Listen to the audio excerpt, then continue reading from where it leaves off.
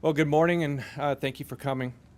We've called this press conference today to talk about the homicide that occurred in White Center on November 27th at approximately 2:15 a.m.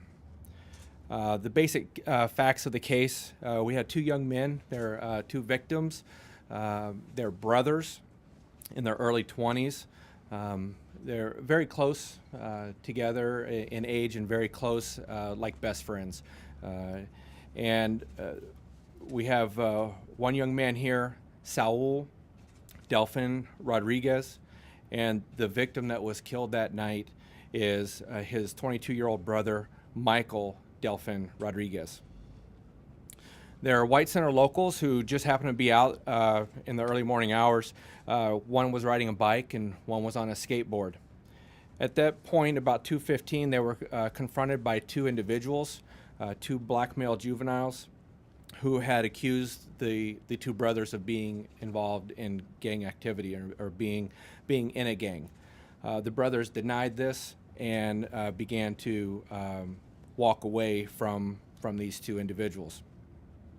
At this point, there was no argument, there were no threats, there was no fight, there was nothing significant in the encounter other than these two individuals accusing the brothers of being in a gang. At some point, the at least one suspect pulled out a handgun. We don't know at this point if more than one gun was used, but several shots were fired at the two brothers as they walked away from this encounter, striking Michael in the back and killing him. You need to understand that Saul watched his brother die. This was completely unprovoked. We have witnesses that identified the suspects, again, as two black male juveniles. At least one of them was wearing red, which leads us to believe that they may have some gang involvement. The suspects fled on foot and may have gotten into a light-colored, small or mid-size sedan-type car. I want to emphasize that the brothers do not have any gang affiliation. The brothers are not involved in any gang activity. This was a case of mistaken identity. It appears that the two individuals, the two suspects, were amateur gangsters just looking to encounter rival gang members, to ambush them in a cowardly way, and by shooting at these individuals as they walked away and hitting one of them in the back. That's about as cowardly as you can get. We truly believe that this was just a case of mistaken identity. We also want the public to understand that White Center is home to several families and many decent people that live there. This crime occurred on a public roadway. Granted, it was early in the morning, but anybody could have been hit by the rounds that were fired. So we are definitely asking for the public's help because these two guys are a danger to the public. At this point, I want to invite up Saul to speak about his brother. Okay. That day, me and my brother were just feeling like we had to go to the store because we were a little thirsty. So, we do recognize that being outside around times we normally, get accused of stuff like that. It happens to us all the time. And me and my brother have always been the smarter people to just look away, turn around, don't ever provoke anything. If people start trying to ask us about affiliation or anything like that, we always deny everything. And we have never been the type to talk back, to yell back at these people, because we know that they're really dangerous. And just that day, me and my brother, it's just like any other day that we're outside in the middle of the night. And, we didn't think nothing of it because they looked like they were a bunch of kids to us. That's the way I see it. They're just little teenagers that just wanted to go out and, I don't know, prove something to themselves or to whoever they were hanging around with.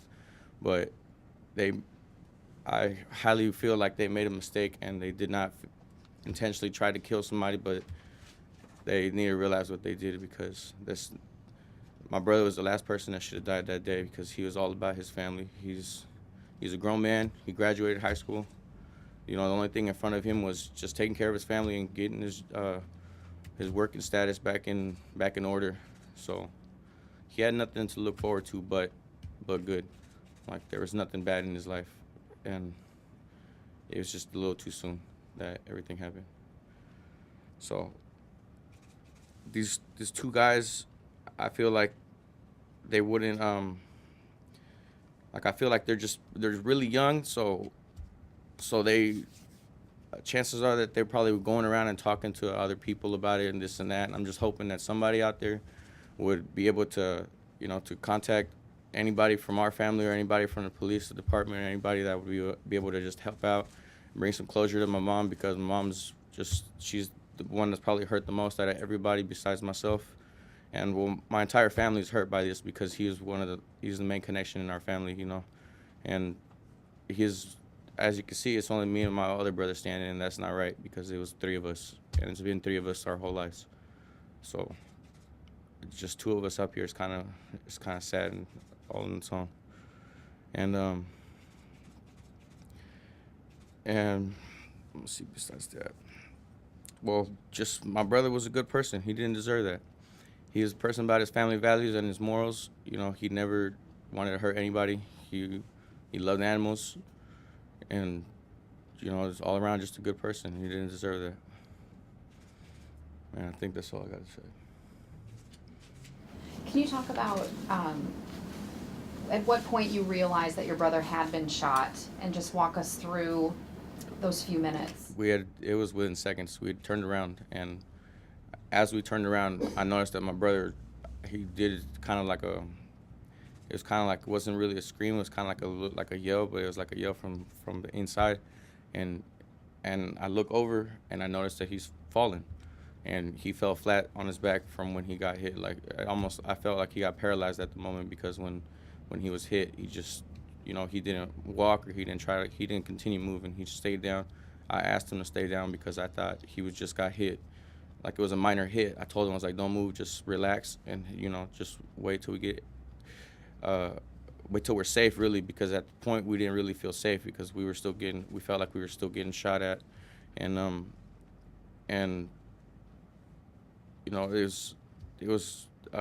feel like it was a complete accident, because just one, I didn't expect one bullet to do so much damage, and it was within a minute that he was gone, so that just wasn't fair. And was he able to say anything to you? he wasn't able to say anything to me. He just looked at me when I was able to tell him that I loved him, though, before he passed.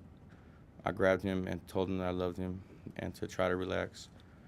And he couldn't breathe at the point, and yeah, that's pretty much it. He couldn't say anything to me, but I know he heard me. So. What do you want to say to the cowards who did this? The cowards did this, man. Basically, just like, you guys are gonna have to pay for it sooner or later. So, rather now than eat you up the rest of your lives, because it will be in your conscience that you just took away somebody who didn't deserve to be taken away. You came face to face with them at a certain point. Can you describe any details, tattoos, just little specific things people can get them on? I wish I could. Like, I feel bad enough that I wasn't. See, like I said, me and my brother are so used to that kind of stuff that we weren't paying attention at all to them. Like, we just some other punk little kids again that are trying to mess with us again. So we just didn't pay any attention to them at all. Like, zero. It happens to us all the time when we're out in the street like that, and that's why we had turned around when they were still talking to. I guess they were still talking to us, but I felt the conversation had ended. So we turned around, and that's when, kids, big cowards, shoot at somebody when they're turned around, especially when they didn't say anything to intimidate them at all. We did not say anything in any kind of way that would make them think that we were trying to threaten them or at all. We were just trying to go on about our own business, and we were just trying to get home because we were tired that day. It was time to get home. Has your family started anything like a fund for your expenses regarding all of this? Honestly, at the moment, I don't think we have. I was thinking about something maybe to help out my brother's dog because he's really sick right now, and it's kind of sad that as soon as my brother dies, that now his dog seems like he's gonna die too. So I kind of been thinking about something with him, but we haven't really talked about it or got anything together. So not at the moment. So you were his older brother. Yes. I know you said this has been really difficult for your family. Can you talk at all about how everyone at home has been dealing with this the best that they can? No sleep and a lot of crying. That's pretty much it. My mom has been the one. It's kind of hard to talk to her about anything. You know, I understand giving my family space right now because everybody's just coming to terms with everything because it's still just kind of like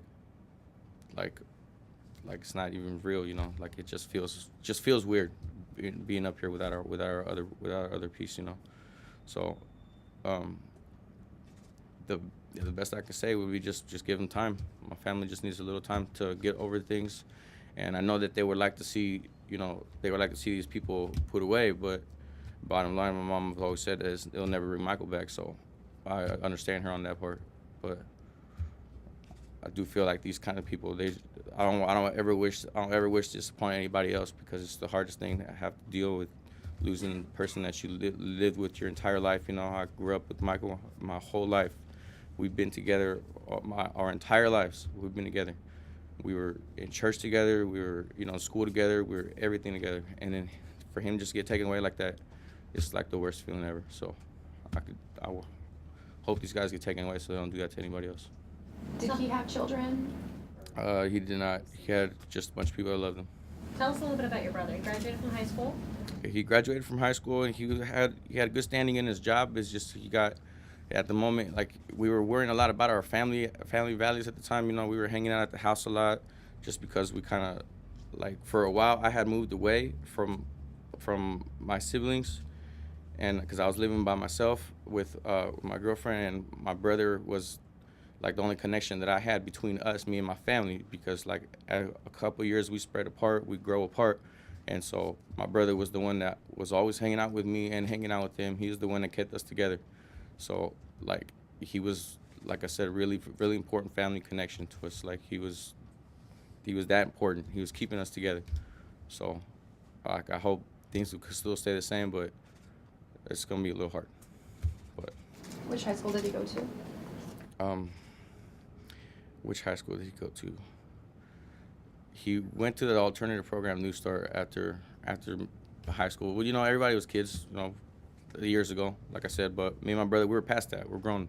Like, we don't mess around like that anymore. It's stupid little stuff. Just, like, messing around in school, you know, not going to school and this and that. Like, we used to do it all the time. But, like, we got way past that. You know, we grew up years ago, and we were just ready to move on with our lives. You guys always lived in White Center. Pretty much for our whole entire lives, White Center, and right close to the Burien area is where we live by, but mainly White Center. Can you tell us a little bit about what it's like to live down there? You said you're always confronted. Well, and at nighttime, like, it's a good place. There are a lot of good people out, you know, but usually you always have those few people that are out, like if they drive by in their car yelling something, or, you know, things like that. Like, for some reason, me and my brother were always seen, like, as, you know, just because I guess the way we dressed, that we were seen like we wanted to be affiliated like that. But it's just the way that me and my brother grew up, you know. That's just how we knew how to, that's just how we are. And really, it doesn't happen like every single night that we go out, but it has happened to us before on many occasions. And every other time, all we do is ignore them and they go away. Besides animals, what were some other things that your brother was passionate about? His family, really. Like I said, it's nothing mattered to him more than his family. Like, that's all. He took care of his family. That's what mattered. And like I said, he took care of me, and he took care of me my whole life. Like, right now, I don't know how I'm gonna rely on my other brother right here, but but you know, Michael was protecting me as much as I protected him our whole lives. So he was really about his family, and that's what mattered. See, there's a picture of him when he graduated, which is a really good moment in my family's life. because they didn't believe we could.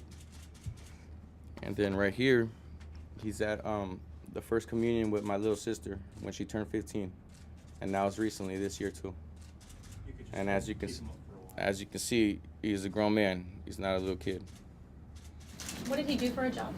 He was worked at St. Vincent de Paul. He picked up donations from people's houses and brought them back to the work. So kind of like a truck driver. He was in the process of getting his truck license too, so he can drive more. Like I said, he was right before he was going to start everything. Go ahead. So at this point, I mean, all we have really is one of them was wearing red sweatshirt, so wearing red and then a light colored sedan. Yeah. Is there anything else you know as far as were they tall, short, anything else they were wearing? Just that they looked really young. That's the best I can say, because like we didn't think nothing of it. It was completely random, and I feel like it was a mistake on their part too. I know they're gonna feel remorseful sooner or later, so I'm hoping that they'll come to their senses. Do you mean like super young, 12, 13, 14, or a little bit older than that?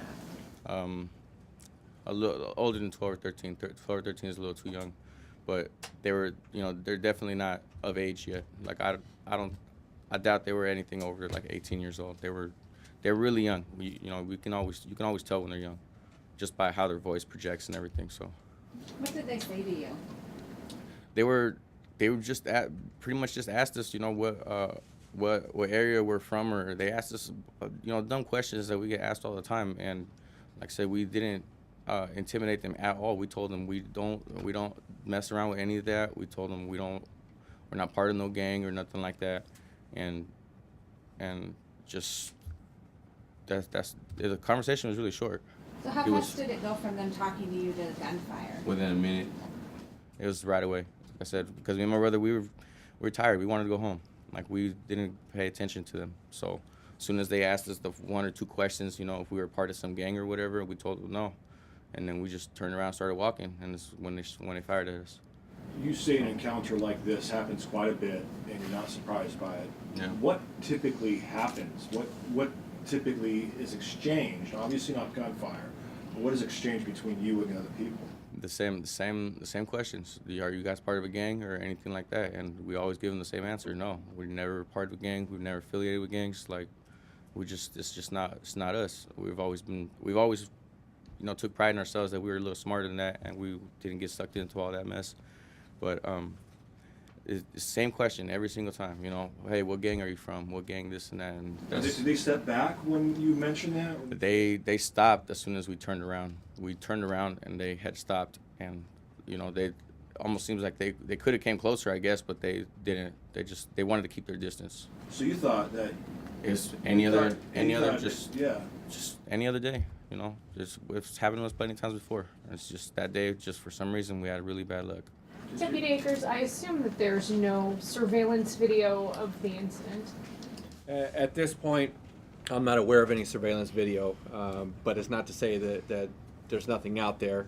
The detectives will continue working this case, and they will continue asking neighbors if there is any surveillance footage. Review it. If you think you see something on there, let us know. This is definitely an ongoing investigation. Do you have any lead on which specific gang these two individuals belong to? Not at this point, no. To address your video question, we find it more and more as the years go by, especially the last couple of years moving forward. We are constantly looking at residential cameras nowadays. It's not just the businesses, it's just not the traffic cameras. We constantly are out looking for the home security system from Costco that everybody seems to be buying. Every neighborhood has them, so we're out looking. I think we're good. Do you mind leaving the pictures just on the table so we can Yeah, maybe sure. get a couple? Looks like some of them. Okay. Thank you. Well, as you can imagine, the grief of this family, it's been extremely a difficult time for them. So we are I hate to use the term begging for any leads, but if you know something, if you are out there and you know something, please contact us and let us know. We believe that the suspects may not have known for a period of time that they actually killed someone. We believe that because of their young age, they may have been running their mouth about what they did, either boasting about firing off some rounds, boasting at hitting somebody, but without the awareness that they actually killed somebody. So we're hoping that they did tell somebody. We're hoping that the suspects themselves may come forward after realizing what they actually did. We also want the public to understand that if you have knowledge of this, if you've aided these suspects in any way, that in itself is a crime. So bear in mind that when this case is solved, we will hold everybody accountable. And if you have some involvement in this, if you have some knowledge in this, and you don't come forward and present that information, and you are found out later to have knowledge and have some involvement, you will be prosecuted to the full extent of the law. So please come forward. You can do so anonymously. You can call, go to your local storefront office there in White Center. You can call 206-296-3311. You can call 911. You can stop a deputy or a police officer and let them know that you have some information in reference to this case, and they will get you in contact with Detective Mellis, the lead detective on the case. Detective Allen. Oh, okay. Detective Jim Allen is the lead detective on the case. But they will put you in contact with the detectives to relay the information that you have. So again, if you know something, please, for the sake of this family, please come forward and say something.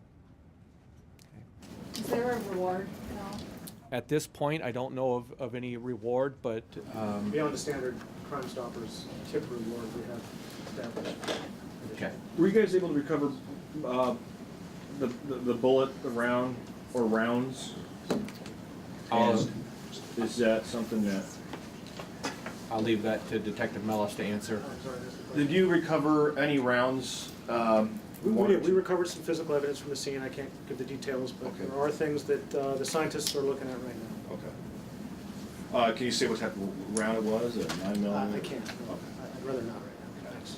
I'm just thinking if there's a family member that has like a 9mm Glock and it was a 9mm that was used, and that family member says, "Hey, I've got a 9mm Glock. Hey, look at this. I'm missing some rounds." At some point, that information may come out, but at this point, it's critical to the investigation that it's not released. So. Any other questions? Sally, you're a Spanish speaker. Yeah. One of the channels wanted to know if they could talk to you in Spanish, a complete Spanish interview. Yeah, and it would go on the local Spanish broadcast. Okay. All right. Well, thank you very much for coming.